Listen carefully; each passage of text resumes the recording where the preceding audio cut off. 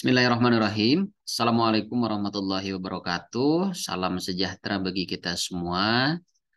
Bapak, Ibu, rekan-rekan mahasiswa yang saya banggakan, yang saya hormati. Kita mulai ya untuk video conference kita. Kalau tidak salah ini yang kedua ya.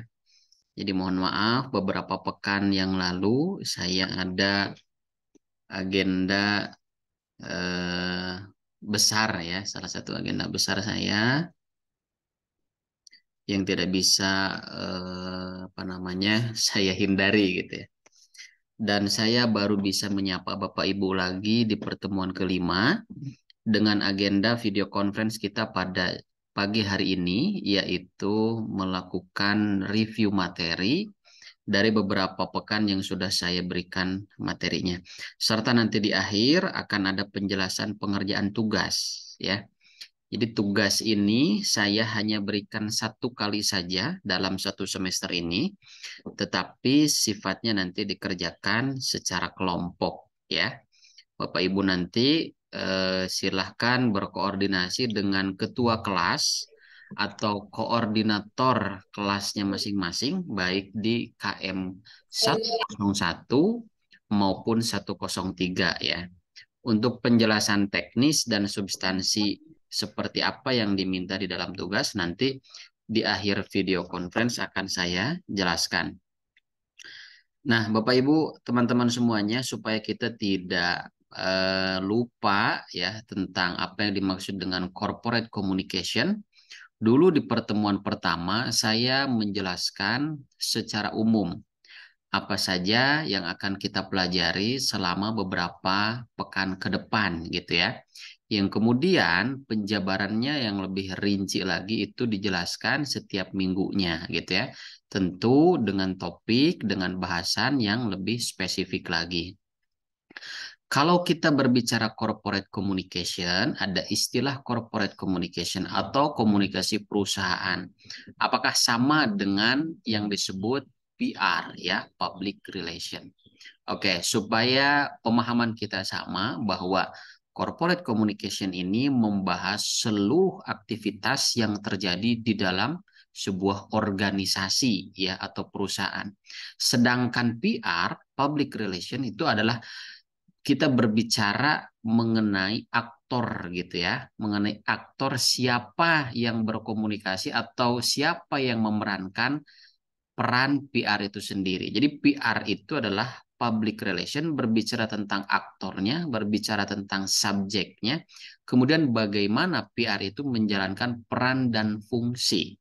Nah, sementara di dalam mata kuliah ini, pengantar corporate communication, itu kita berbicara semua elemen yang terjadi gitu ya di dalam konteks elemen komunikasi.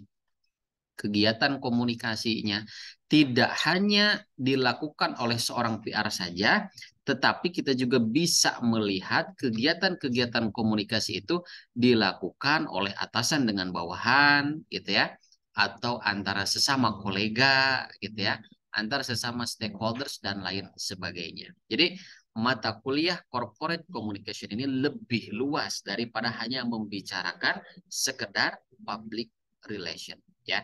Itu saya berikan pengantar dulu supaya teman-teman kembali mengingat, kembali menyadari bahwa kita ada di dalam mata kuliah pengantar corporate communication.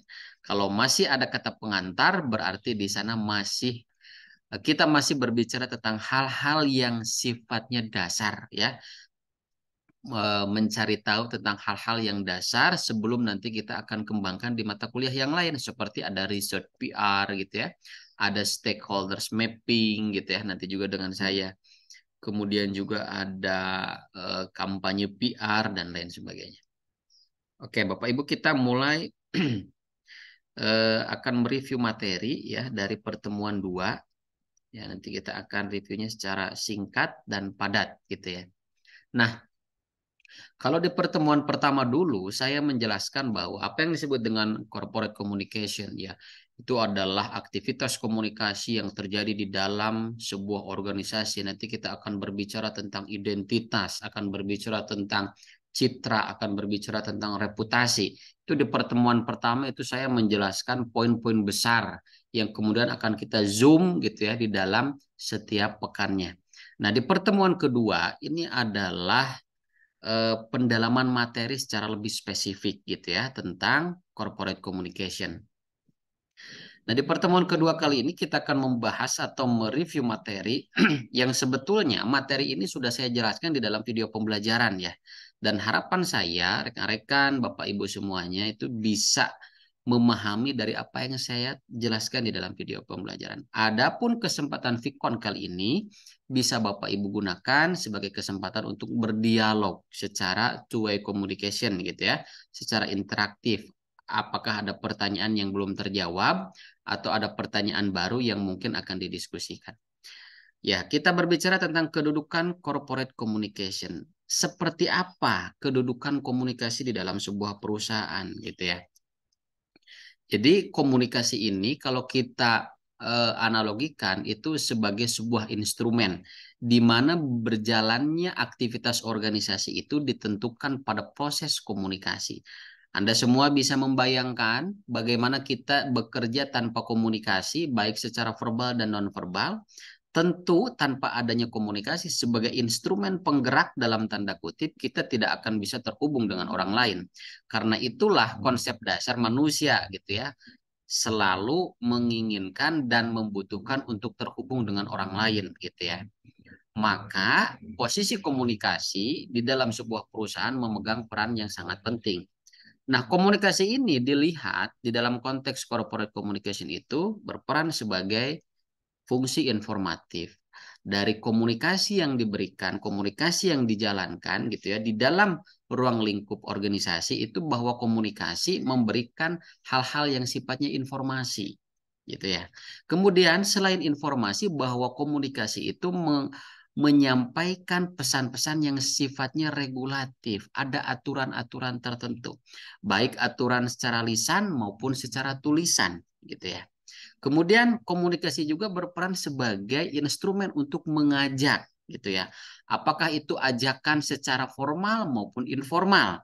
Maksudnya seperti apa? Kalau misalnya kita membicarakan tentang perintah gitu ya, tentang instruksi, maka itu dapat dikategorikan sebagai ajakan formal, mempersuasi, memerintahkan dalam bentuk apa? Lisan bisa, tulisan juga bisa. Kalau misalkan persuasif secara informal, yaitu bisa kita lihat di dalam dialog keseharian kita, di dalam aktivitas kita di dalam sebuah perusahaan. Kemudian apa yang disebut dengan posisi komunikasi secara integratif, yaitu mengintegrasikan semua elemen-elemen media komunikasi yang terdapat di dalam sebuah perusahaan, baik itu media internal maupun media eksternal, gitu ya. Jadi komunikasi ini menjadi suatu instrumen yang sangat penting di dalam sebuah perusahaan.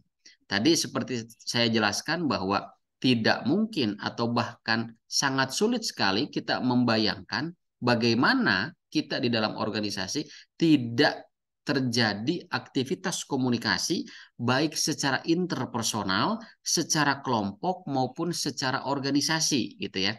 Karena komunikasi ini menjadi instrumen yang sekaligus menjadi rules juga untuk mengatur seluruh aktivitas di dalam perusahaan. Gitu ya. Jadi Bapak Ibu teman-teman semuanya harus bisa menangkap poin besarnya apa yang disampaikan di dalam materi kedua kali ini gitu ya. Terdapat dua saluran komunikasi yang dapat mewujudkan hal tersebut. Saluran komunikasinya formal seperti penerbitan khusus dalam organisasi, ada newsletter, ada buletin, ada laporan dan lain sebagainya. Kalau saluran komunikasi informal seperti perbincangan antar pribadi, ngopi-ngopi saat jam makan siang gitu ya. Nah, itu pun bisa dikatakan sebagai saluran komunikasi informal ataupun bentuk daripada komunikasi persuasif secara informal tadi ya. Nah, kemudian bagaimana komunikasi itu bisa dilihat sebagai komunikasi yang efektif di dalam konteks perusahaan gitu ya. Nah, di sini dijelaskan bahwa komunikasi efektif jika setiap elemen alias individu atau orang itu sendiri terlibat di dalam proses komunikasi, mampu meletakkan dan memfungsikan komunikasi di dalam suatu konteks tertentu. Misalkan Bapak Ibu bertanya kepada saya, Pak, saya ada pengalaman di kantor saya, di tempat kerja saya. Kenapa ya setiap saya berbicara kepada si A, saya tidak ditanggapi?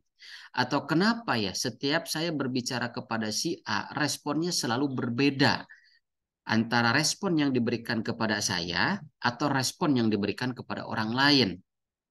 Apakah itu apa namanya menjadi suatu hambatan ya, kendala atau noise gitu ya, gangguan daripada proses komunikasi? Oke, sebelum menjawab itu saya lanjutkan dulu. Kemudian efektivitas komunikasi ditentukan oleh sejauh mana manusia meminimalkan oleh komunikator dan komunikan kesalahpahaman atas pesan-pesan yang diperuntukkan. Nah, baru ada sedikit poin di sini yang bisa menjelaskan. Waktu pertemuan pertama, saya lupa apakah di mata kuliah ini atau di mata kuliah pengantar komunikasi digital ya, bahwa salah satu yang menjadi faktor pendukung, salah satu yang menjadi faktor efektif dan tidaknya proses komunikasi yaitu ada kesamaan antara komunikator dengan komunikan atau yang disebut dengan homofili ya. Apa yang dimaksud dengan homofili? Homofili itu menjelaskan bahwa antara komunikator dengan komunikan minimal memiliki 1, 2, 3 poin kesamaan sehingga ketika adanya kesamaan tersebut akan mengantarkan pada eskalasi komunikasi yang lebih intim lagi. Contohnya seperti apa? Misalkan antara A dan B sama-sama orang baru di perusahaan. Kemudian mereka ngobrol di kantin dan lain sebagainya.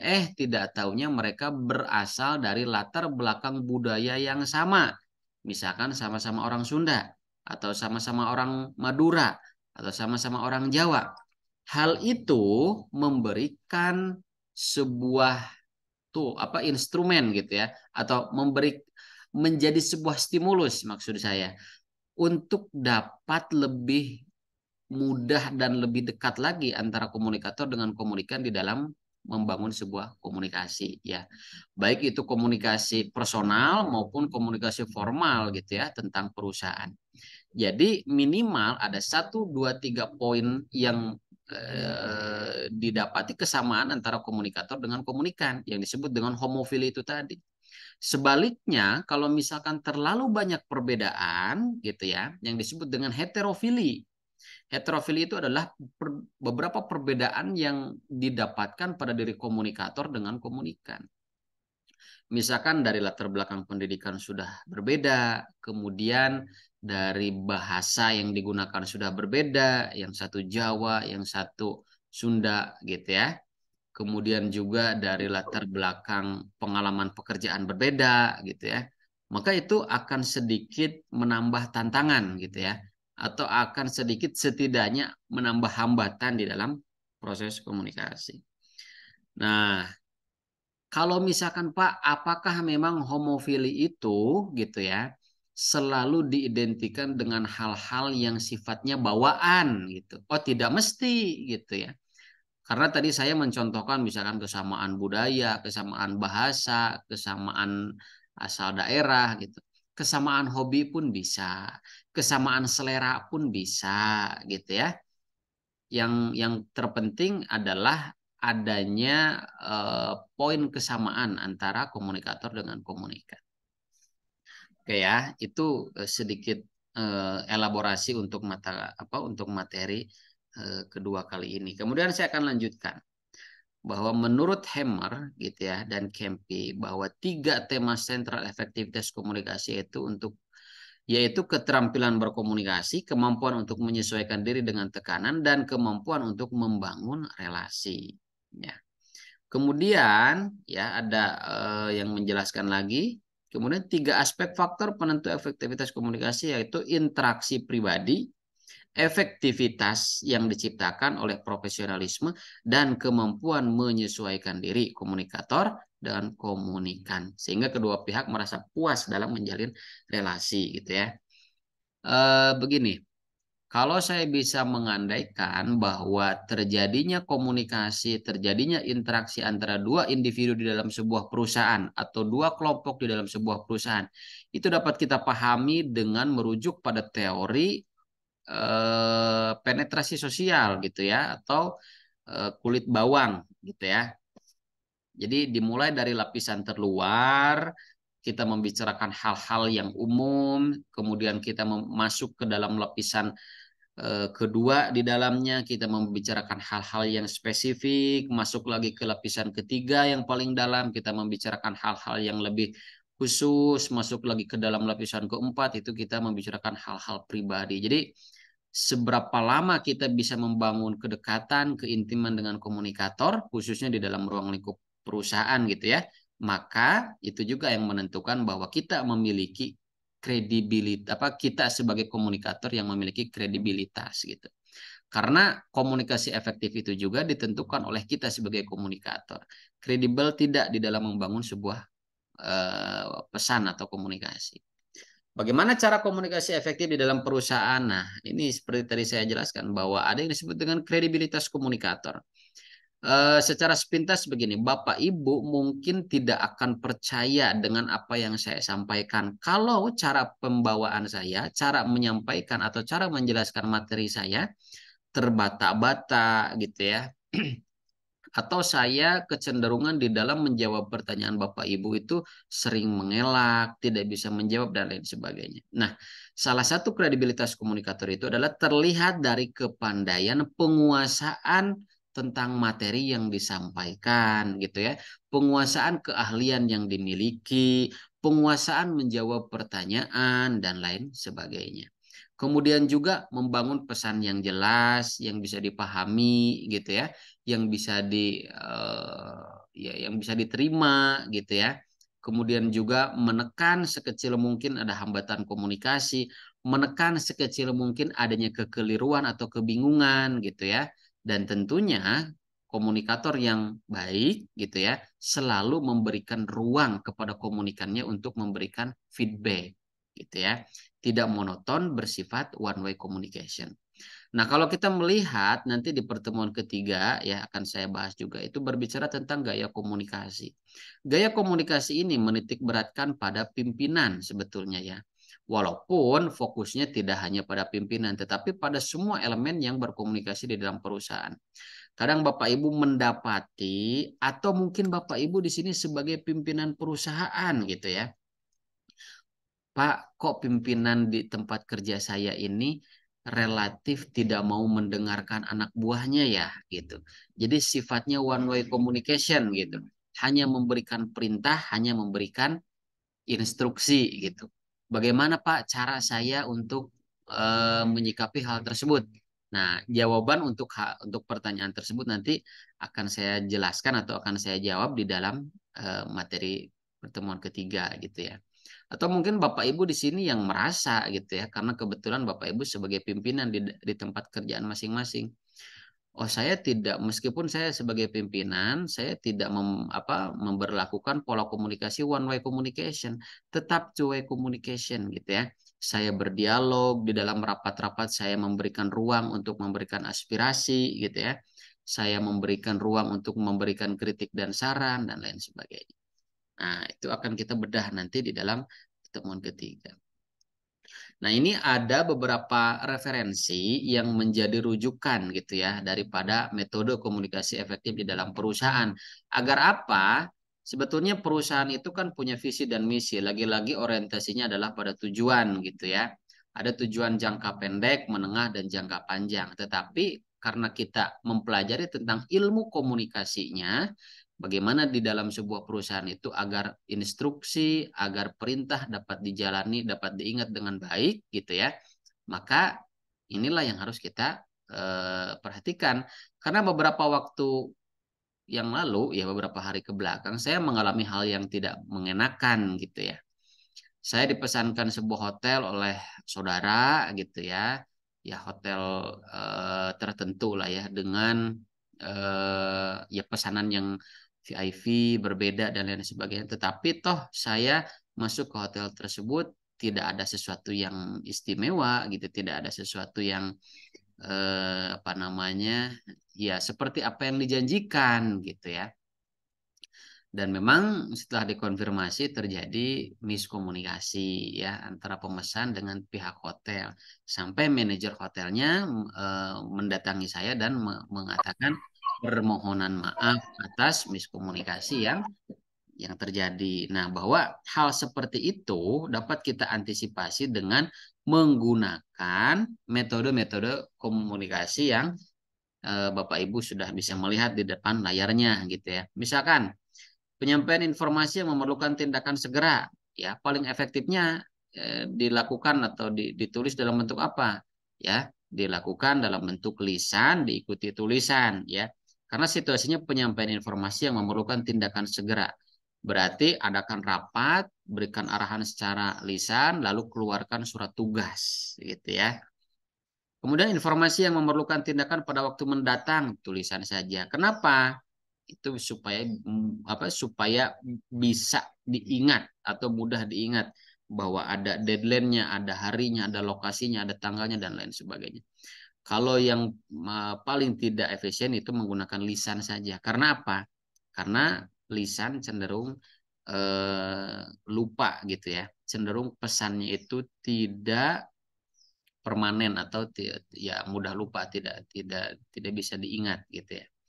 Kemudian penyampaian informasi yang bersifat umum itu sebaiknya tulisan saja, penyampaian arahan atau perintah perusahaan lisan diikuti tulisan, penyampaian informasi mengenai perubahan kebijakan perusahaan lisan diikuti tulisan dan lain sebagainya.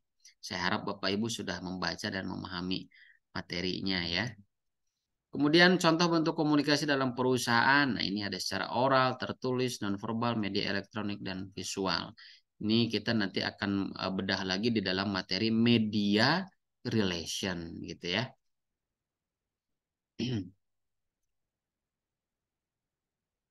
Nah, ini perbandingan komunikasinya ya, komunikasi lisan atau tertulis ya.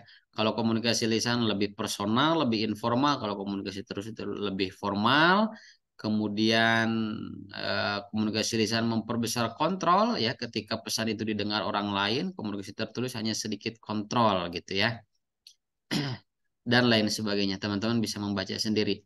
Nah, tadi ada beberapa rekomendasi tentang metode komunikasi yang dapat digunakan di dalam perusahaan. Itu silahkan Bapak Ibu menyesuaikan saja dengan karakteristik perusahaannya, tentunya juga dengan karakteristik pegawai gitu ya. Apakah memang cukup diberikan instruksinya lewat lisan saja atau juga lewat tulisan gitu ya, atau memilih salah satunya. Jadi intinya di dalam materi ini gitu ya, bahwa komunikasi menjadi sebuah instrumen di mana komunikasi ini dapat menggerakkan dan menghentikan semua aktivitas di dalam sebuah perusahaan. Bapak Ibu sebagai seorang dosen, sebagai seorang guru gitu ya, ketika memberikan perintah kepada siswanya, memberikan perintah kepada karyawannya itu lewat apa? Tentu lewat komunikasi. Komunikasinya dilakukan dalam bentuk apa? Dalam bentuk lisan dan juga dalam bentuk tulisan. Jadi komunikasi ini menjadi suatu ilmu yang harus Bapak Ibu perhatikan, gitu ya. Kadang begini, Bapak Ibu ingin menghadirkan suatu kesan, suatu citra untuk ditakuti atau disegani, gitu ya. Dengan cara apa? Membranding diri sebagai dosen atau sebagai guru yang killer, katakan seperti itu. Lalu persepsi itu seolah-olah diproyeksikan oleh Bapak Ibu sendiri untuk ditampilkan kepada halayak umum gitu ya. Kalau secara persepsi itu mungkin saja bisa melekat di dalam benak eh, audiens yang kita ajak bicara. Tetapi dari efektivitas komunikasi, dari sukses dan tidaknya komunikasi itu cenderung tidak bisa eh, tidak bisa apa ya? Tidak bisa kita katakan dengan hal seperti itu. Artinya komunikasi itu harus bisa sama-sama mengenakan gitu ya. Tidak ada komunikasi efektif yang berjalan tanpa adanya feedback gitu ya. Tidak ada komunikasi efektif itu yang berjalan atau yang komunikasi efektif itu tentu akan menghadirkan sebuah feedback. Dan idealnya komunikasi efektif itu berlaku gitu ya di dalam situasi two-way communication, dua arah. Antara guru memberikan pertanyaan kepada siswa, siswa menjawab, itu sudah memberikan feedback. Artinya sudah terjalin komunikasi dua arah. Begitupun antara pimpinan dengan karyawan, antara dosen dengan mahasiswa, gitu ya. Jadi kembali lagi sebetulnya pada pengertian dasar dan pengertian awal daripada komunikasi. Apa yang disebut dengan komunikasi? Bahwa komunikasi itu adalah proses menyampaikan informasi dari seorang komunikator kepada komunikan dengan tujuan untuk merubah perilaku komunikan. Jadi kita ingin merubah seseorang, ingin memerintah seseorang gitu ya, di dalam konteks perusahaan, di dalam konteks organisasi melalui komunikasi sebagai instrumennya. Pertanyaannya, kapan komunikasi itu dikatakan sukses gitu ya? Ketika komunikasi memicu perubahan dalam dalam pengetahuan, sikap dan perilaku. Pengetahuan berbicara kognitif, sikap berbicara tentang afektif, ya, perilaku berbicara tentang konatif atau psikomotorik. Kemudian saat komunikasi jujur dan simetris, bahwa adanya keterbukaan, adanya openness, gitu ya, adanya keterbukaan, tidak ada yang ditutup-tutupi. Di pertemuan pertama saya juga sudah menjelaskan ada yang disebut dengan komunikasi simetris dan komunikasi asimetris. Nah, kalau komunikasi simetris itu kecenderungan dialog dua arah, two-way communication itu berjalan secara seimbang ya. Dan yang ketiga, ketika komunikasi dapat dipertanggungjawabkan gitu ya dan mengadopsi kriteria keberhasilan yang terukur. Jadi komunikasi ini membawa dasar gitu ya, membawa pedoman yang bisa dipertanggungjawabkan. Kita menyampaikan pesan kepada orang lain jangan hanya semata-mata untuk menyampaikan informasi tanpa adanya dasar, tanpa adanya pedoman yang bisa kita rujuk gitu ya. Sehingga kita tidak terhindar daripada hoax ya, daripada informasi yang salah dan keliru. Itu intisari daripada materi kedua tentang posisi komunikasi gitu ya di dalam sebuah perusahaan. Kemudian kita lanjutkan Bapak Ibu semuanya. Nah, kita masuk kepada gaya komunikasi perusahaan. Nah, coba deh Bapak Ibu mengidentifikasi dirinya masing-masing ya. Bapak Ibu ada di sini sebagai seorang apapun itulah, sebagai pimpinan ya di tempat pekerjaannya, sebagai manajer, sebagai guru, sebagai kepala sekolah ya, sebagai dosen, sebagai dokter yang punya bawahan lagi gitu ya. Atau teman-teman juga sebagai karyawan, sebagai pegawai, silakan mengidentifikasi daripada gaya komunikasi perusahaan di sini. Ada 6 gaya komunikasi perusahaan, khususnya kita mengidentifikasi pada subjeknya ya, bukan pada perusahaan. Artinya kalau kita kerucutkan ya kepada subjek-subjeknya itu ada pimpinan, kemudian di bawah pimpinan itu ada siapa sampai kepada karyawan gitu. Pertama ada controlling style, ada equalitarian style, ada structuring style, ada the dynamic style, the relinquishing style, dan with the withdrawal style ya.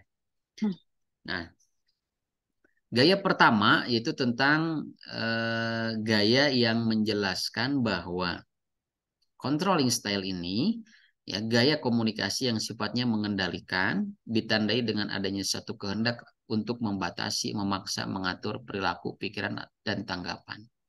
Jadi controlling style ini berusaha untuk mengendalikan, membatasi, memaksa dan lain sebagainya. Lewat apa medianya kalau kita tadi lihat gitu ya. Lewat lisan bisa, lewat tulisan bisa. Tetapi kecenderungannya bagi orang-orang atau bagi pimpinan yang kecenderungan menggunakan ya gaya komunikasi the controlling style ini, yaitu menyampaikan pesannya secara tulisan gitu ya, surat tugas, sehingga sulit kita untuk membantah. Maksudnya untuk apa? Untuk mempersuasi orang lain gitu, menggunakan kekuasaan dan wewenang gitu. Kadang bagi seorang pimpinan yang menggunakan controlling ini beranggapan saya pimpinan, saya berhak menginstruksikan Anda apa saja.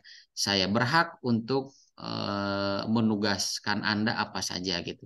Kadang itu yang terlintas di dalam benak pimpinan kita gitu ya. Kalau beliau-beliau ini, mereka-mereka ini menggunakan the controlling style. Selanjutnya the equalitarian style ini sifatnya membangun kedekatan gitu ya, sehingga hubungan komunikasinya lebih akrab, lebih hangat dengan cara menstimulasi orang yang kita ajak bicara atau kelompok yang kita ajak bicara gitu ya. Dan tentunya equalitarian style ini gitu ya terjadi di dalam situasi yang dua arah gitu ya atau interaktif gitu. Komunikasi yang dilakukan secara terbuka, mengungkapkan gagasan secara rileks, santai, dan informal. Jadi teman-teman bisa mengidentifikasi, oh ketika divisi ini dipimpin Bapak A terasa seperti ini, tapi kok sekarang dipimpin oleh Bapak B terasa berbeda gitu ya. Teman-teman bisa mengidentifikasi hal-hal seperti itu. Kemudian the structuring style gitu ya, memanfaatkan pesan-pesan verbal secara tertulis maupun lisan guna memantapkan perintah yang harus dilaksanakan. Jadi the structuring style ini biasanya itu menggunakan modal struktur organisasi, bahwa dia sebagai apa, dia jabatannya apa di dalam sebuah organisasi, maka itulah yang digunakan, atribut itulah yang digunakan untuk menyampaikan pesan gitu ya. Objektif, tidak memihak, tidak memilah dan memilih gitu ya. Pendekatannya langsung pada tupoksi gitu ya, pada tugasnya masing-masing. Oh, divisi A sebagai divisi marketing ya sudah gitu ya, bekerja sebagai divisi marketing. Kemudian divisi B gitu ya, divisi kerjasama ya sudah bekerja sama apa menugaskan apa bertugas sebagai divisi tentang kerjasama baik nasional maupun internasional.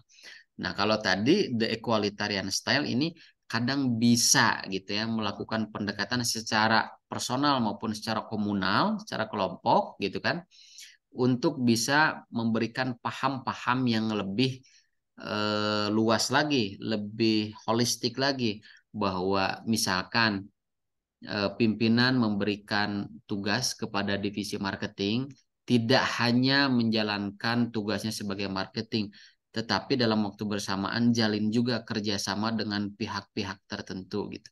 Menggunakan apa? Menggunakan stimulus equalitarian style ini, pendekatan gitu ya. Ada lobby dan negosiasi, ada stimulus dan lain sebagainya. Kemudian the dynamic style gitu ya, gaya komunikasi dinamis memiliki kecenderungan agresif karena pengirim pesan memahami bahwa lingkungan pekerjaannya berorientasi pada tindakan gitu ya. Jadi agresif ini biasanya langsung to the point, tidak banyak basa-basi gitu ya. Bapak Ibu mungkin di sini ada yang gaya bicaranya seperti itu, gaya komunikasinya seperti itu. Ya, merasakan sakit hati langsung katakan gitu ya, atau merasakan tidak nyaman langsung kata, atau memberikan perintah atau petunjuk langsung katakan. Kan ada orang yang pintar berdiplomasi, bercerita, bernarasi, ada orang yang to the point gitu. Nah, ini dikatakan ke dalam the dynamic style ya. Nah, ini adalah kelima ya, the relinquishing style gitu ya. Gaya komunikasi ini lebih mencerminkan kesediaan untuk menerima saran ya, pendapat atau gagasan. Jadi kalau kita memiliki seorang pimpinan atau kita sebagai seorang pimpinan itu sendiri, alangkah baiknya ya kita juga menggunakan ya gaya komunikasi yang sifatnya the relinquishing style ini. Selain tadi ada the equalitarian style. Jadi yang saya rekomendasikan bagi Bapak Ibu di sini itu bisa menggunakan gaya komunikasi the relinquishing style ataupun the equalitarian style. Dan ini adalah gaya komunikasi yang tidak direkomendasikan, yaitu the withdrawal style, ya. Gaya komunikasi yang pasif gitu ya. Gaya komunikasi yang tidak menunjukkan berpartisipasinya kita di dalam aktivitas organisasi. Contoh, kita sebagai karyawan itu cenderung menghindari komunikasi, menghindari tugas, atau kita sebagai pimpinan ya, kemudian ada rapat gitu, rapat yayasan, rapat direksi, kita selalu menghindar dan lain sebagainya. Ini tidak dianjurkan gitu ya, atau tidak direkomendasikan.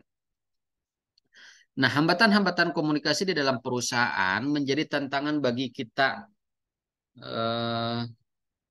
Hambatan komunikasi perusahaan ini menjadi tantangan bagi kita sebagai pelaku komunikasi di dalam sebuah organisasi, ya. Nanti teman-teman, materi-materi yang saya jelaskan sekarang, yang saya berikan elaborasinya, akan menjadi materi di dalam pengerjaan tugas secara berkelompok, ya. Jadi tolong diperhatikan.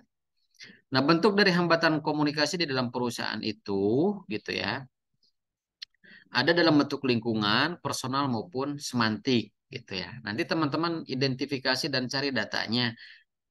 Nanti tugasnya itu saya minta teman-teman untuk melakukan observasi ke dalam sebuah perusahaan. Ini silakan dibaca, dipahami dan dicermati gitu ya.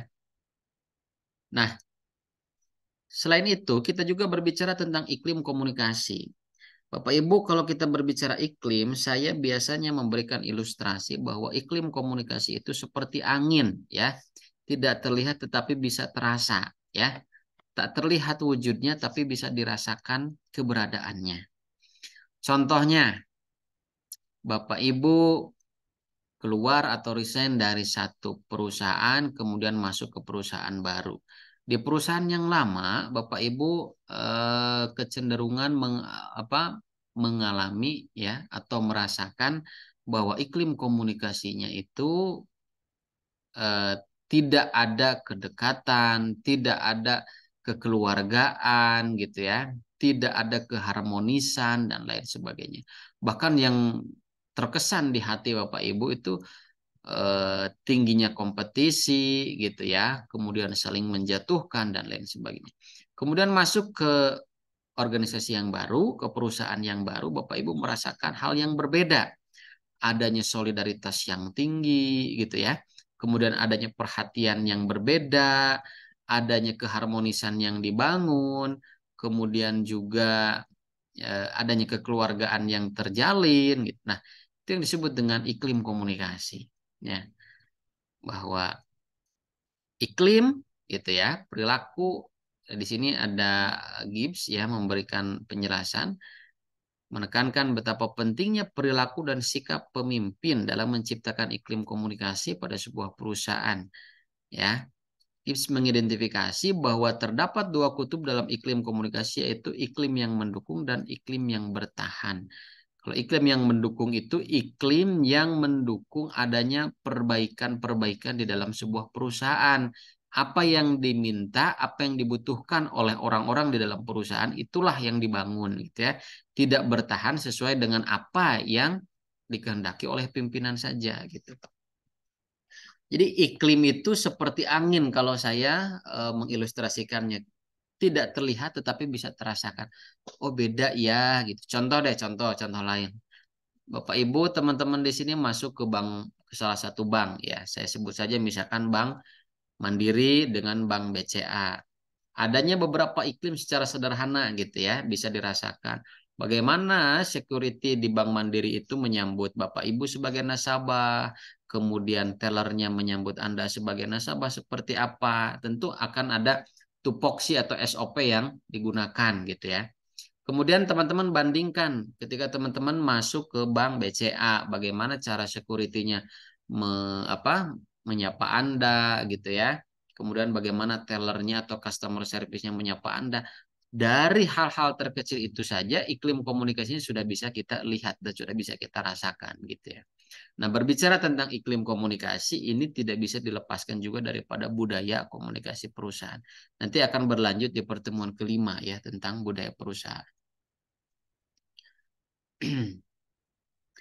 Nah, di sini ada lima dimensi dalam iklim komunikasi dalam sebuah perusahaan, ya isi pesan tentang tugas atau apa yang harus dikerjakan, sejauh mana yang dikerjakan oleh bawahan sesuai dengan isi pesan gitu ya.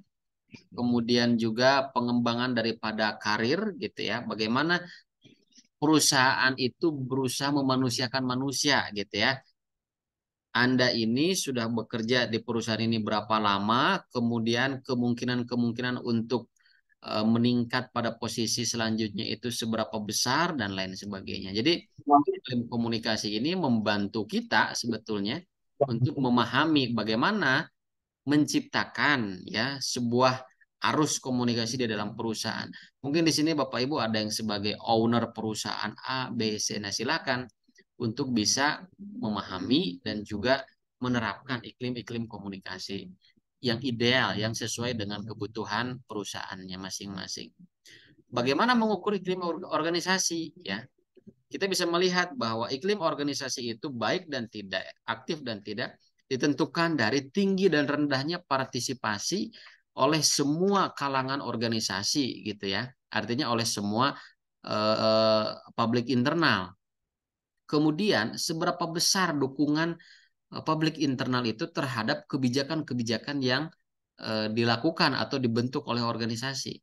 Dan ada trust atau tidak, ada kepercayaan atau tidak, kemudian ada keterbukaan atau tidak gitu ya di dalam komunikasi perusahaan itu. Gitu. Dan seberapa besar setiap orang ingin memberikan kontribusi pada sukses dan tidaknya program perusahaan. Ya.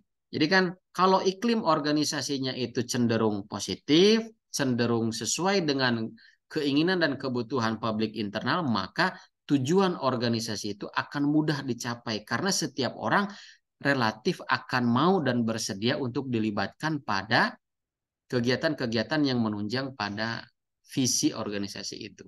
Sebaliknya, kalau iklim organisasinya itu relatif buruk gitu ya, maka partisipasinya tidak akan terbentuk, tidak ada dukungan atau rendahnya dukungan, dan relatif publik internal pun cenderung rendah untuk memberikan kontribusinya di dalam pemenuhan tujuan organisasi atau visi organisasi itu tadi. Ya, itu intisari daripada materi pertemuan ketiga, Bapak Ibu semua, tentang gaya komunikasi perusahaan. Ini bisa menjadi sebuah rujukan sebagai model komunikasi yang bisa Bapak Ibu pilih gitu ya, atau rekan-rekan bisa mengidentifikasi di tempat kerjanya masing-masing gitu ya. Seperti apa pimpinannya itu menerapkan, atau katakan seperti ini. Bapak Ibu di sini ada yang berprofesi sebagai guru TK, guru PAUD gitu ya. Nah, bagaimana saya sebagai guru gitu ya bisa menerapkan gaya komunikasi the equalitarian style, membangun kedekatan, kehangatan dengan anak, bisa memahami apa yang diinginkan, apa yang dibutuhkan gitu ya. Atau menggunakan the relinquishing style ya. Saya sebagai guru, saya sebagai pimpinan yayasan, saya sebagai ketua ibu-ibu PKK, saya sebagai ketua RT, itu berusaha memilih dan menerapkan gaya komunikasi the relinquishing style. Artinya komunikasi yang menerima adanya pendapat dari orang luar, gitu ya, menerima adanya kritik dan saran, sehingga kita terhindar daripada komunikasi yang sifatnya one way communication gitu ya. Baik, kemudian sedikit saya jelaskan ya tentang materi di pertemuan keempat ya, yaitu ada komunikasi eksternal perusahaan. Nah, berbicara tentang komunikasi eksternal perusahaan, nanti kita akan lebih spesifikkan lagi gitu ya di dalam materi, di dalam mata kuliah stakeholders mapping ya, tapi itu di semester atas nanti di semester 8. Nah, di sini komunikasi eksternal perusahaan itu berusaha memahami gitu ya, bagaimana perusahaan itu berkomunikasi dengan publik eksternal.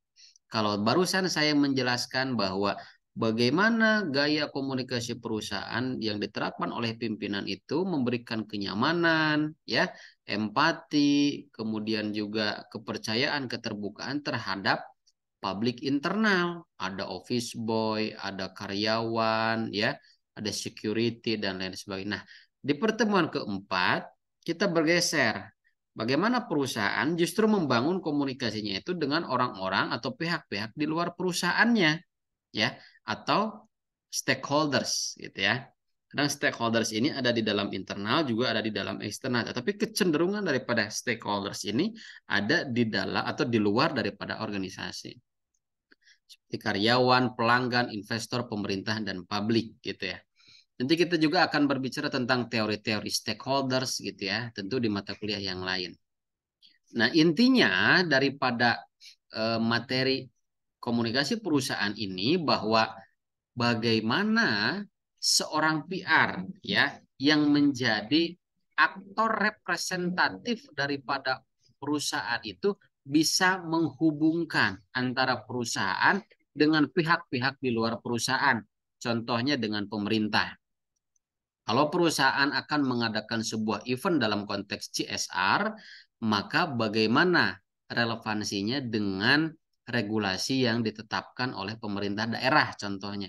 Apakah program CSR ini tidak melanggar atau tidak menyalahi daripada aturan pemerintahan daerah setempat? Atau justru itu sangat membantu pemerintahan? Kalau membantu mungkin bisa berkolaborasi gitu ya. Kalau bertentangan ya bagaimana itu silahkan untuk didiskusikan lagi. Silahkan untuk dikaji lagi gitu ya. Kemudian di sini untuk menilai efektif dan tidaknya di dalam hubungan perusahaan dengan apa namanya dengan stakeholders, kita melihat ada flow ya, ada arusnya. Dilihat dari struktur, ada flow, ada arus, ada konten isi dan iklim ya. Lagi-lagi kita berbicara tentang iklim. Struktur formal mendefinisikan baik pengelompokan horizontal maupun vertikal gitu ya. Jadi seperti apa komunikasi yang dibangun antara perusahaan dengan mitranya gitu ya. Apakah secara horizontal atau secara vertikal? Contohnya, perusahaan A berkomunikasi atau bekerja sama dengan perusahaan B, berarti ada di dalam konteks horizontal.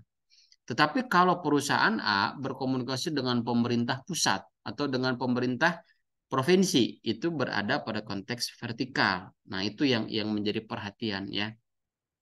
Lalu dilihat dari flow atau arus dari sebagian besar perusahaan, komunikasi internal lebih cenderung mengalir secara vertikal daripada lateral dan ke bawah daripada ke atas.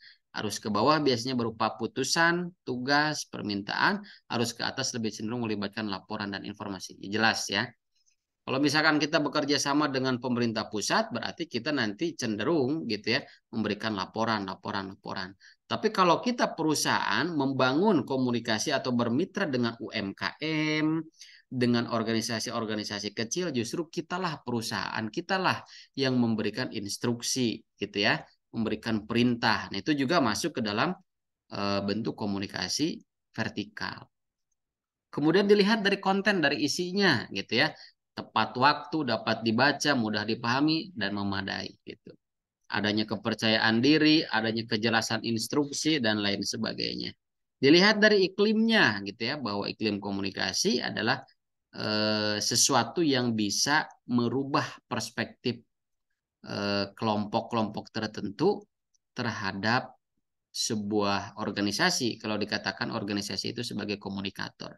Jadi bagaimana pendekatan yang dilakukan oleh seorang PR di dalam menghubungkan antara organisasi dengan stakeholders ya di dalam konteks komunikasi dengan eksternal perusahaan gitu. Ya. Nah, ini tumpang tindih antara komunikasi pemasaran dengan organisasi. Bahwa bentuk-bentuk komunikasi yang dilakukan di dalam perusahaan itu gitu ya terdiri dari beberapa konteks, dari beberapa isu gitu ya. Ada isu marketing, kemudian juga ada isu apa namanya kerjasama, kemudian juga Ya antara itulah, antara marketing, kerjasama, kemudian apa lagi ya? Mungkin teman-teman nanti bisa menambahkan gitu ya, bahwa seorang PR ini gitu ya sebagai aktor, kalau tadi saya di awal menjelaskan PR dengan corporate. Nah, yang menjalankan atau yang menjadi media representatif daripada perusahaan ini adalah seorang PR gitu. Nah, PR di sini tentu beberapa perusahaan itu berbeda-beda ya. Ada PR itu masuk di dalam departemen marketing gitu ya. Ada PR itu juga merangkap sebagai HRD gitu. Nah, bagaimana peran PR itu dijalankan di dalam sebuah perusahaan gitu. Ya, bagaimana perusahaan membangun hubungannya dengan pemerintah, bagaimana praktik government relation gitu ya. Ini juga sudah saya jelaskan di dalam video pembelajaran. Ini sifatnya untuk mengulas atau mengingatkan teman-teman lagi ya. Dan materi terakhir itu kita berbicara tentang budaya perusahaan ya. Sebelum nanti akan saya jelaskan tentang tugas ya, tugas secara berkelompok. Sampai sini ada pertanyaan dulu. Silahkan kalau ada pertanyaan.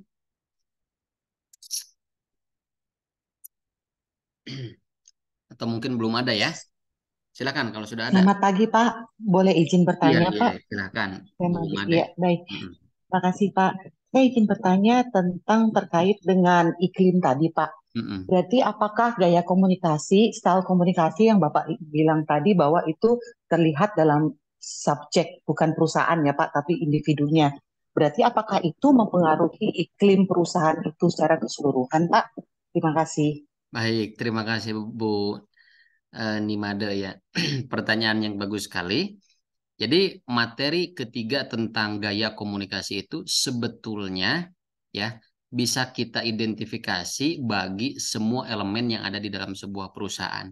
Tetapi ya faktor yang paling dominan memberikan pengaruh pada iklim komunikasi itu adalah faktor subjek, yaitu subjeknya pimpinan. Jadi siapa orang nomor satu di perusahaan itu akan menentukan juga pada gaya komunikasinya. Contohnya kalau kita bisa melihat atau mengidentifikasi lah ya, mengidentifikasi pada beberapa pimpinan-pimpinan, baik itu dalam skala luas gitu ya, contohnya presiden ataupun di kementerian-kementerian tertentu gitu ya. Ketika kementerian ini dipimpin oleh si A, si B, si C, atau di tempat Bapak Ibu sekarang bekerja, atau bahkan justru mungkin Bapak Ibu sebagai pimpinannya.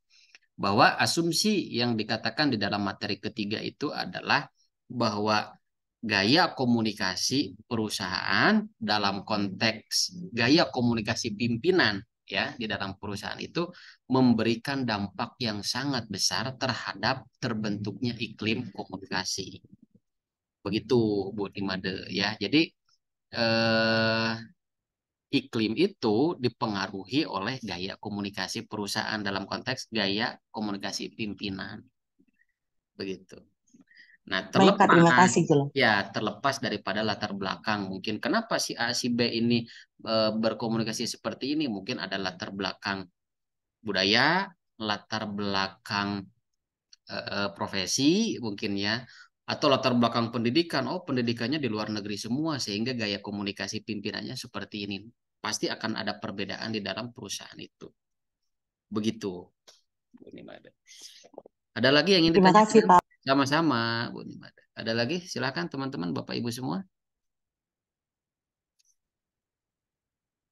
Oke, ini kita agak sedikit maraton ya. Nggak apa-apa ya, Bapak Ibu nanti teman-teman bisa melihat dari rekaman Zoom-nya. Nah, Bapak Ibu semuanya kita melanjutkan materi di pertemuan kelima ya minggu ini tentang budaya perusahaan ya. Tentu budaya ini tidak akan bisa jauh-jauh daripada iklim tadi yang ditanyakan ya.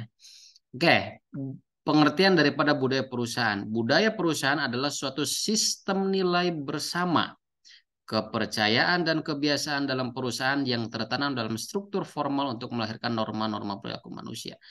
Oke, saya langsung kunci saja ya intinya bahwa budaya perusahaan ini adalah seperangkat nilai, seperangkat norma yang disepakati oleh publik internal perusahaan di dalam menjalankan aktivitas-aktivitas tertentu.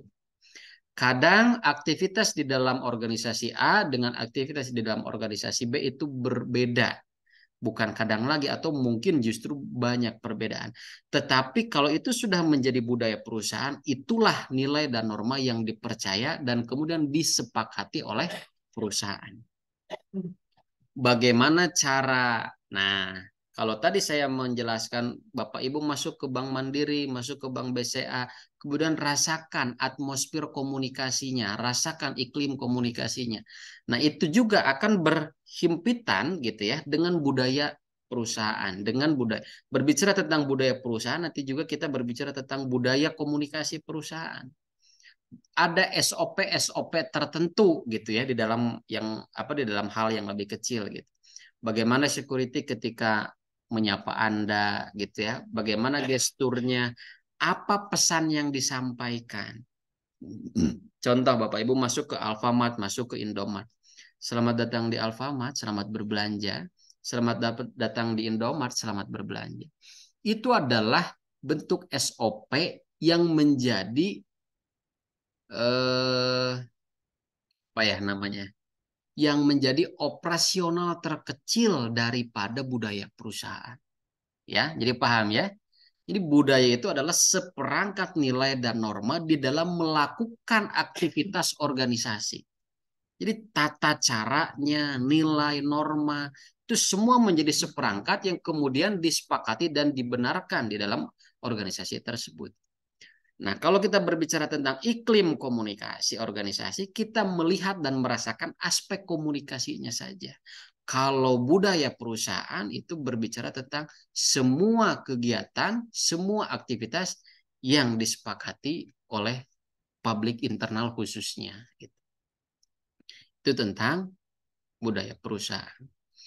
Nah, karakteristik budaya perusahaan gitu ya, adanya inovasi dan pengambilan resiko.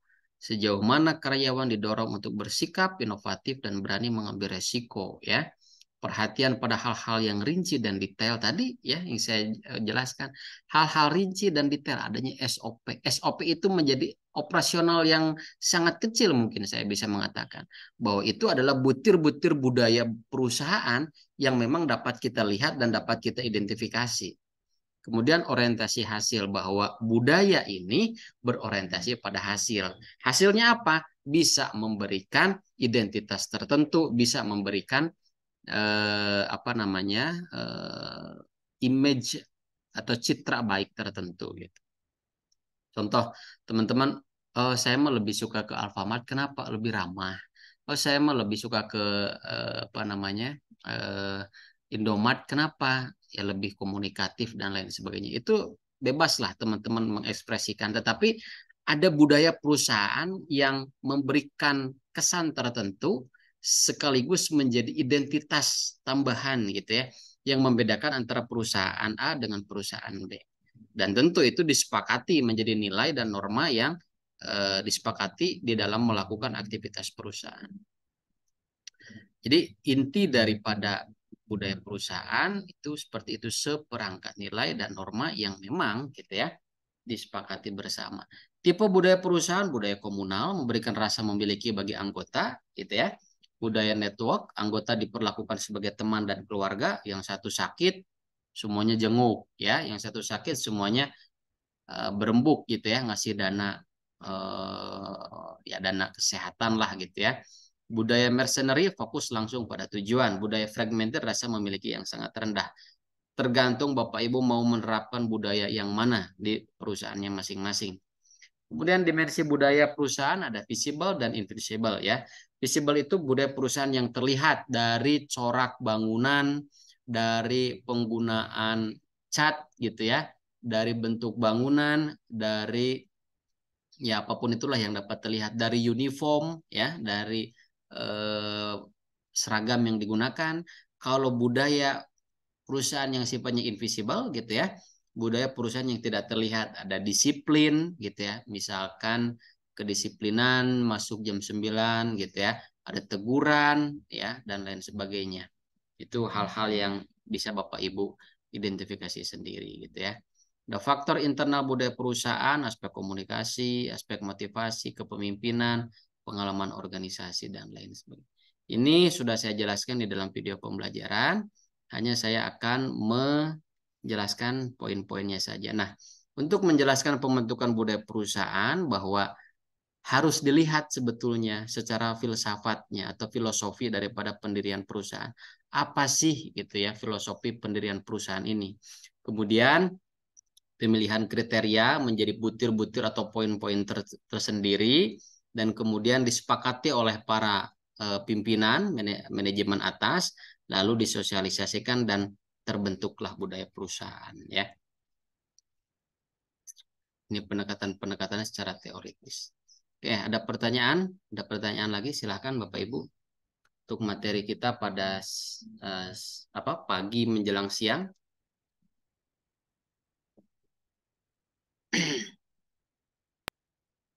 Bapak, kalau saya boleh izin bertanya lagi, boleh Ya, Pak? boleh, boleh. Bu Nimade bagaimana? Bapak melihat dari tipe budaya perusahaan yang Bapak sampaikan tadi, apakah memungkinkan Pak di dalam sebuah perusahaan terdapat lebih dari satu tipe budaya perusahaan yang teraplikasi di perusahaan tersebut? Terima kasih Pak. Iya. Oke, baik. Terima kasih jawaban yang menarik dan jawabannya, sorry ya, pertanyaan yang menarik dan bagus.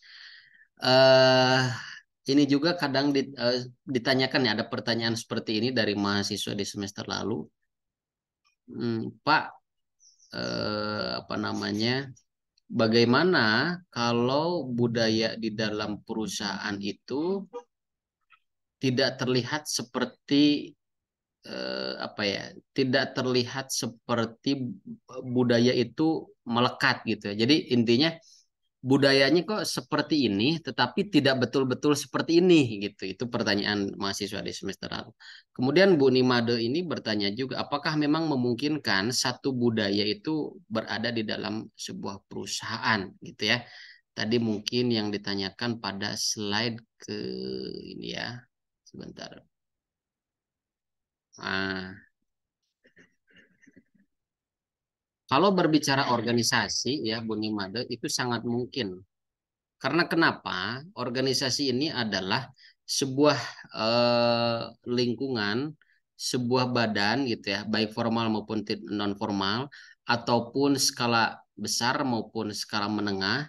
Dan di dalam perusahaan ini kadangkala ada satu pimpinan dan juga gini, perusahaan ini kadang dimiliki oleh beberapa orang pimpinan gitu ya sebagai pemegang saham atau katakan itu sebagai investor, ada sebagai ya ada dikatakan ketua yayasan, ada anggota-anggota yang lainnya gitu. Tetapi kembali lagi pada pertanyaan Bu Nimade, menurut hemat saya bahwa sangat mungkin gitu ya terjadi budaya yang lebih daripada satu di dalam sebuah perusahaan. Karena apa?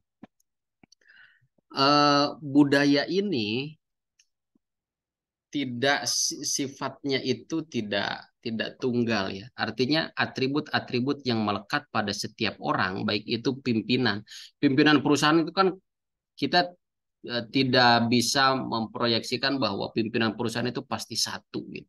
Gitu ya. Ada beberapa orang gitu ya, ada beberapa direksi A, direksi B dan lain sebagainya. Tentu budaya ini bisa juga berlaku berbeda pada setiap divisi gitu ya. Oke, divisi A seperti ini, divisi B tergantung dengan atasannya masing-masing kan seperti itu. Di kampus pun seperti itu Bu Nimade. Saya pun mengamati gitu ya. Dari 3 kampus yang saya bekerja di dalamnya, saya mengajar di 3 kampus ya, di Unsia, Unas dan di UT. Itu tentu berbeda-beda budayanya. Dan di dalam satu kampus pun, di dalam satu lembaga, ternyata budayanya pun berbeda-beda gitu ya. Contoh, budaya di Fakultas A dan budaya di Fakultas B berbeda. Meskipun itu ada di dalam satu universitas. Nah, apa yang membedakan? Berarti yang membedakan yang saya lihat gitu ya dari faktor pemimpin. Nah, budaya ini juga gitu ya Gini, ada yang disebut dengan opinion maker, ada yang disebut dengan opinion leader gitu ya. Lagi-lagi kita berbicara tentang pemimpin. Pemimpin ini sangat besar gitu ya. Pimpinan di dalam perusahaan itu sangat besar dampaknya, baik di dalam membentuk budaya juga dalam membentuk iklim komunikasi. Tetapi yang sangat besar memberikan, yang lebih besar, yang lebih dominan memberikan kontribusi atau perubahan yaitu pada iklim komunikasi sebetulnya. Karena budaya itu sendiri sudah ada secara secara apa ya, secara struktur organisasinya sudah ada. Tetapi memang di dalam implementasinya terkadang ada pergeseran-pergeseran budaya gitu. Contohnya di lingkungan kampus budayanya seperti ini gitu ya. Itu dibawa oleh rektor gitu ya. Kemudian kok budayanya di fakultas A, fakultas B, fakultas C itu ada sedikit pergeseran. Tentu dengan ambisi, dengan visi misi para dekannya masing-masing. Contohnya seperti itu. Gitu. Itu mungkin sedikit ilustrasi yang bisa saya jelaskan, Bu Nimade. Ya, Paham, Pak. Terima kasih. ya, sama-sama. Baik, Bapak Ibu semuanya, kita sudah menjelaskan atau saya sudah memberikan elaborasi materi, ya. Dan kini saatnya untuk menjelaskan tugas. Istilahnya, Bagaimana? saya izin bertanya, Pak. Oh, oke, silakan. Bagaimana, Mbak Iya. Nyimas ya? Mohon maaf, mungkin saya tadi kelewatan atau apa. Saya mau bertanya tentang gaya komunikasi perusahaan, Pak. Kan ada 6 gaya ya, Pak ya. Iya, Untuk 6 gaya tersebut, gaya mana saja yang paling disarankan? Kan kalau untuk gaya yang tidak disarankan, yang the withdrawal style itu iya, ya, Pak. betul. Nah, Jadi, apakah masih ada yang masih menggunakan yang the withdrawal style itu, dan mohon contohnya ya, Pak ya. oke. Sekarang. Baik, Terima terima kasih. kasih Mbak Nyimas ya. Dari 6 gaya komunikasi perusahaan itu memang yang sangat tidak disarankan itu adalah gaya komunikasi yang keenam ya, the withdrawal style. Artinya apa? Gaya komunikasi yang menutup diri gitu ya, yang antipati atau bersifat pasif. Nah, biasanya kalau yang seperti ini itu terjadi atau dialami oleh beberapa anggota di dalam organisasi yang sifatnya bukan pemimpin gitu ya. Artinya dia sebagai karyawan, sebagai anggota gitu ya, tidak mau untuk dilibatkan gitu ya, atau tidak mau banyak memberikan kontribusi gitu. Atau mungkin ada juga pimpinan yang seperti itu, ketika mengambil suatu kebijakan, memberikan instruksi, tetapi ketika dikonfirmasi itu tidak memberikan respon yang mendukung gitu ya. Nah, yang paling saya sarankan sebetulnya begini ya, kalau berbicara saran atau rekomendasi itu selain daripada the withdrawal style, Bapak Ibu, teman-teman atau Mbak Nyimas itu bisa menggunakan sesuai dengan kebutuhan. Kembali lagi pada pertanyaan Bu Nimade tadi ya, misalkan Pak, apakah di dalam perusahaan itu bisa menggunakan beberapa gaya komunikasi? Jawabannya bisa, tergantung dengan situasi dan kondisi. Tetapi memang dengan karakteristik masyarakat Indonesia yang pengen didekati, pengen diayomi, itu the equalitarian style menjadi rekomendasi dari saya. Artinya gaya komunikasi pimpinan yang merangkul, memberikan kedekatan, membangun kehangatan. Begitupun kalau kita sebagai seorang guru membangun komunikasi dengan siswa dengan kehangatan, dengan kedekatan, kan seperti itu. Kemudian yang kedua, rekomendasi saya itu adalah the relinquishing style. Itu gaya komunikasi yang terbuka, menerima gagasan, menerima kritik dan saran gitu ya. Kalau the dynamic style itu lebih cenderung pada to the point gitu ya. Itu pun bisa digunakan pada situasi-situasi tertentu. Oke, to the point pada saat-saat genting. Misalkan perusahaan mengalami krisis perusahaan gitu ya. Adanya isu yang datang gitu ya, adanya rumor yang datang yang mengganggu nama dan citra perusahaan, tentunya kita harus bisa mengcounter isu-isu tersebut dengan pendekatan gaya komunikasi yang sesuai gitu. Oh, ternyata tidak benar gitu ya. Katakan tidak benar, to the point gitu. Itu tidak dibenarkan atau tidak terdapat, tidak terjadi di perusahaan kami. Ya, sementara saya memberikan rekomendasi antara relinquishing style dengan the equalitarian style. Gitu kurang lebih ya, Mbak Nyimas ya. Ada lagi? Oke, sudah cukup ya. Baik, ini adalah tugas ya yang harus dikerjakan, Bapak Ibu. Saya minta dari setiap kelas itu ada koordinatornya masing-masing ya. Oke, saya bacakan. Mahasiswa melakukan observasi secara berkelompok yang terdiri dari 5 orang untuk melakukan pengamatan terhadap proses komunikasi perusahaan di tempat kerja masing-masing dengan mengemukakan beberapa komponen penting seperti berikut ya. Jadi teman-teman membentuk kelompok 5 orang, silahkan saya bebaskan atau berkoordinasi dengan koordinator kelasnya masing-masing ya. Nah, di antara 5 orang itu sepakati ya akan melakukan eh, apa namanya observasi itu ke perusahaan yang mana boleh di tempat kerja salah satu daripada 5 orang itu. Pak, kami 5 orang ini berbeda kota, berbeda pulau gitu ya. Tidak ada alasan bagi saya. Teman-teman observasinya boleh secara virtual, boleh observasi lewat Zoom gitu ya. Minta keterangan, minta data daripada orang yang bisa memberikan data tentang perusahaan itu. Jadi observasi sekarang tidak dimaknai observasi langsung turun ke perusahaan, tidak seperti itu. Observasi virtual pun diperbolehkan. Atau kalau langsung turun ke perusahaan, datang langsung ke kantornya itu lebih bagus gitu ya. Kemudian apa saja substansi yang diminta ya? Pertama, konsep komunikasi organisasi menurut Gold ya dari 1993. Teman-teman mencari data proses komunikasi perusahaan yang berlangsung secara vertikal ya, dari atasan ke bawahan dan dari bawahan ke atasan. Itu cari datanya. Biasanya gitu ya, di dalam silakan nanti wawancara ya observasinya. Ke HRD boleh, ke manajernya boleh, ke karyawannya boleh, tergantung daripada kebutuhan data teman-teman semuanya. Ya, itu komunikasi vertikal. Komunikasi horizontalnya bagaimana komunikasi yang diberlakukan atau yang terjalin di dalam perusahaan, ya, misalkan antara personal A dengan personal B. Lalu komunikasi diagonal, silang unit, ya, unit yang berbeda. Misalkan divisi marketing berkomunikasi dengan divisi apa ya, publikasi misalkan. Bagaimana gitu. Kalau misalkan oh di perusahaan saya ada kendala nih, ada yang tidak akur gitu ya, ada yang ya tidak berjalan dengan baik antara komunikasi divisi A dengan divisi B ya, itu dituliskan nanti ya sesuai dengan hasil wawancara.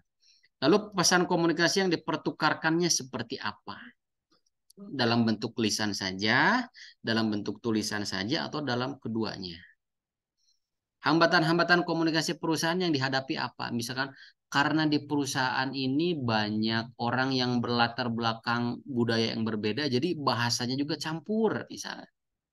Ada yang pakai bahasa Melayu lah, bahasa Minang lah gitu ya, bahasa Sunda lah, bahasa Jawa lah gitu ya, bahasa Madura. Nah itu silakan dituliskan, dijelaskan. Nah, gaya kepemimpinan dan gaya komunikasi manajerialnya seperti apa? Identifikasi ya dari 6 gaya ini seperti apa nih di poin keempat. Lalu poin kelima, kedudukan corporate communication-nya seperti apa? Dari 6 posisi komunikasi ya, ada persuasif, integratif ya, ada informatif dan lain sebagainya. Itu mungkin ada semua, mungkin tidak ada. Nah, itu dituliskan berapa saja poin yang ada di dalam perusahaan tersebut sesuai dengan hasil wawancara. Oh, kedudukan corporate komunikasi perusahaan di sini itu hanya ada informatif dan persuasif. Ya, silakan tuliskan 2 saja. Lalu tanyakan juga bagaimana iklim komunikasi perusahaannya. Bagaimana budaya yang diterapkan di dalam perusahaannya. Ya, sesuai dengan apa yang tadi saya jelaskan. Kemudian poin kedua, analisis aspek kesesuaian antara aspek teoritis dengan praktiknya di dalam perusahaan, meliputi kedudukan idealis di dalam struktur organisasi divisi corporate communication. Kalau bisa untuk menjawab poin A di sini, teman-teman, Bapak Ibu semua, hadirkan, cantumkan struktur organisasinya yang lengkap, ya. Lalu diidentifikasi bagaimana ini berkomunikasi. Arus komunikasinya gimana? Ini sesuai dengan strukturnya atau ada yang potong kompas gitu ya, dari bawahan langsung ke direksi gitu ya, tanpa ada ke A, B, C dulu. Lalu peran dan fungsi corporate communication dilakukan oleh siapa saja? Apakah oleh semua elemen atau oleh PR saja atau oleh manajer saja gitu ya. Dan yang ketiga, kritik dan saran masukan untuk membangun atau meningkatkan efektivitas komunikasi perusahaan. Nanti akan saya share di LMS ya. Teman-teman silakan mendownloadnya nanti di LMS. Tugas ini bersifat kelompok dengan ketentuan pembagian tugas secara jelas serta memperhatikan aspek-aspek teamwork ya. Tugas dibuat dalam bentuk makalah yang rapi, terdiri dari cover, judul, makalah, logo, nama dan lain sebagainya, pembahasan, penutup dan kesimpulan ya. Ini dibaca ya ketentuan-ketentuannya. Saya berikan waktunya 2 minggu ya, cukup lama ya. 2 minggu lebih sampai hari Minggu 3 Desember ya, submitnya paling lambat jam 12 malam. Jadi hari Minggu 3 Desember itu waktu submit terakhir. Setiap anggota wajib submit. Kan satu kelompoknya 5 orang. Nah, setiap anggota wajib submit. Sistematika penulisannya seperti ini sampai daftar pustaka. Ini saya berikan contoh ya, tugas. Mata kuliah pengantar corporate communication KM berapa? Karena di sini ada KM 1 dan KM 03 ya, ditulis 101, 103. Misalkan analisis implementasi komunikasi perusahaan. Nah, di PT X Surabaya, Jawa Timur. Boleh seperti ini judulnya atau boleh berkreasi lagi gitu ya. Ini nama anggota ya. Dan seterusnya makalahnya disesuaikan dengan subjudul ini ya. Nah, subjudul yang ini. Bisa dipahami semuanya? Bisa, Pak. Bisa. Nah, Mbak Fajaria. Wajah-wajahnya sudah familiar kalau Mbak Fajaria ini ya. Iya, Pak. Mbak Fajaria kenapa ini nggak belum ngambil atau gimana? Belum ngambil, Pak. Belum ngambil. Karena waktu itu sempat cuti. Terus Di- sempat saya ngerjain yang punya Bapak. Coba karena saya cuti di tengah-tengah jadi hilang katanya, Bu Dinda. Padahal kan mata kuliah ini pengantar ya, mata kuliah yang relatif mudah. Tapi pasti lulus lah ya untuk semester ini ya.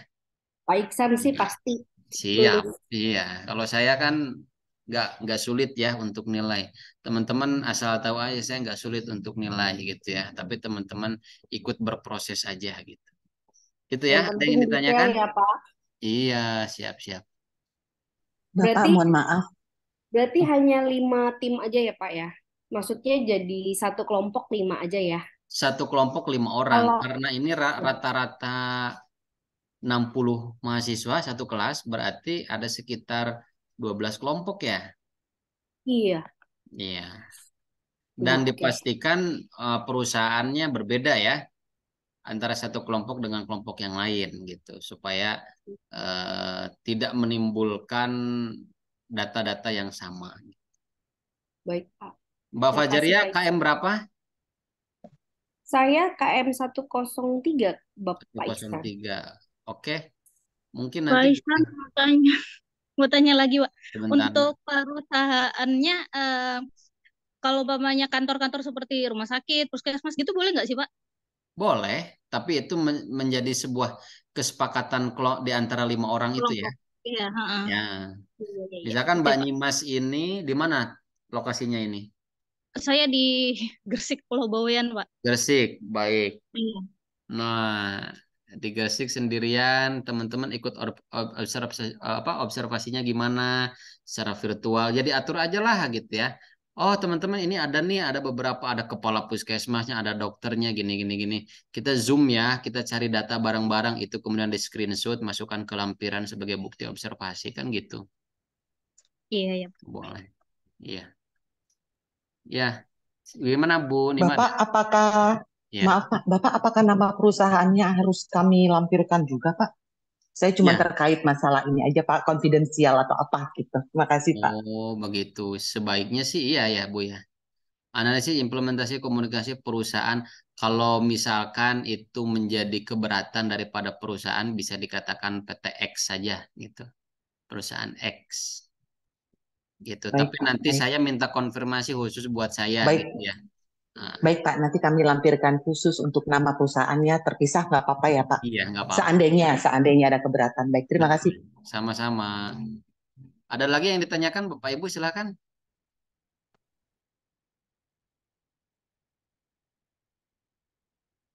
Bapak, untuk kelompoknya kita untuk KM 01 sama 03 itu bisa campur apa khusus 01 aja ya? Oh, masing-masing kelas ya.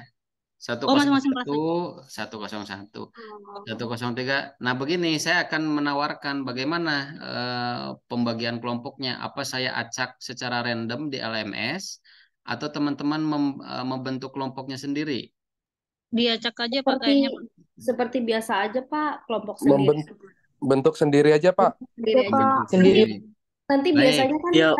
kayak kita dulu Pak Iksan, jadi nanti di dalam grup itu cantumkan namanya gitu. Jadi Baik, kelompok kalau sudah begitu koordinator untuk membentuk kelompok ini dari KM 101 siapa ya yang bisa membantu saya?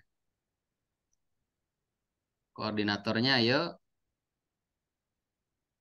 Ketua kelasnya sudah dibentuk belum?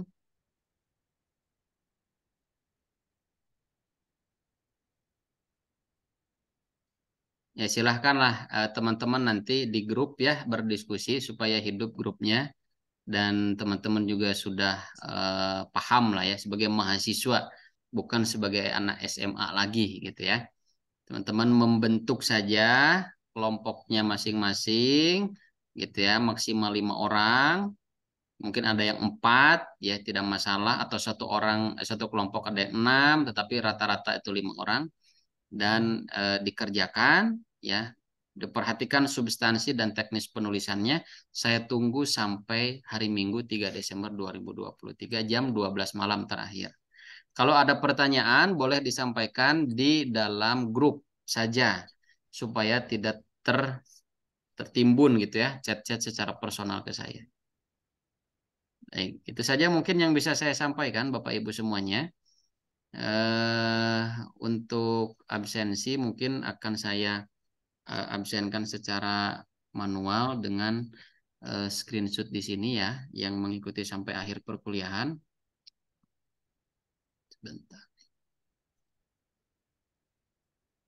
Kalau tidak ada yang ditanyakan, itu saja mungkin agenda dan penjelasan saya untuk materi corporate communication di pertemuan kelima gitu ya. Silahkan dikerjakan dan dibentuk kelompoknya. Setelah ini silahkan diisi ya listnya kelompok 1 siapa gitu ya di grup tuh ya. Di grup 101 dan 103. Kelompok 1 5 orang, siapa namanya kelompok 2 gitu supaya nanti oh ada datanya saya gitu. Itu saja yang bisa saya sampaikan. Terima kasih atas atensi dan kebersamaannya. Selamat melanjutkan aktivitas. Assalamualaikum warahmatullahi wabarakatuh. Waalaikumsalam. Terima kasih Pak Iksan. Waalaikumsalam.